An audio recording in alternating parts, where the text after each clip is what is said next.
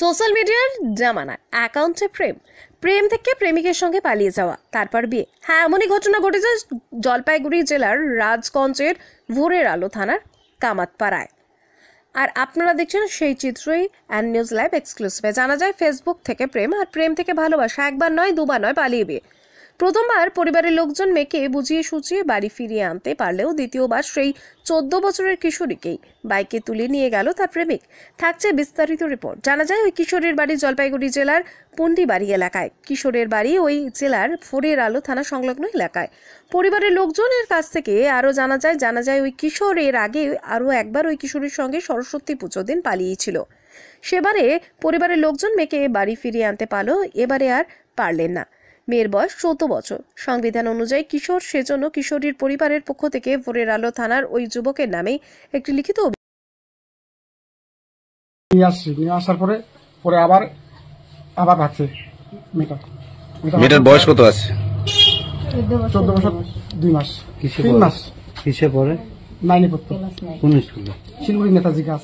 তো বিষয় নিয়ে পুলিশকে জানানো হয়েছে? পুলিশকে জানানো হয়েছে, পুলিশ তদন্ত দিচ্ছে না। পুলিশ কি বলছে? পুলিশ বলছে তোমরা দেখো, আমরা দেখতেছি, এভাবে বলতেছে। কোথাকার ছেলে জানেন? ছেলে কুন্দিবাড়ি, মাথা কুচবিহার কুন্দিবাড়ি। কিভাবে আসলো, পরিচয় হলো কিভাবে? ওরা ফেসবুকে পরিচয় হয়েছে। ফেসবুকে কথা বলতো? ফেসবুকে কথা বলতো, মেসেজ করতো, মেয়ে মেসেজ করতো, ও মেসেজ করতো। তারপর থেকে আর যোগাযোগ নেই? তারপর থেকে আর যোগাযোগ নেই। লাশ কবে যোগাযোগ হয়েছে? লাশ হয়েছে 6 তারিখ।